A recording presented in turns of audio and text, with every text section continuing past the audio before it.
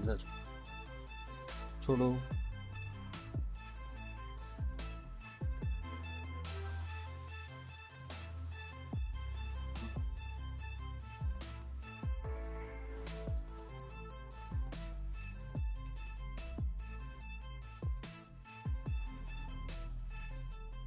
सांस लो, सांस छोड़ो।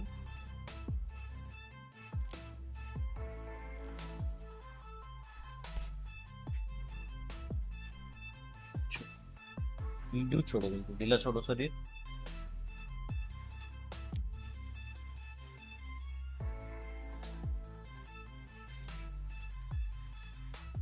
सांस लो, सांस छोड़ो।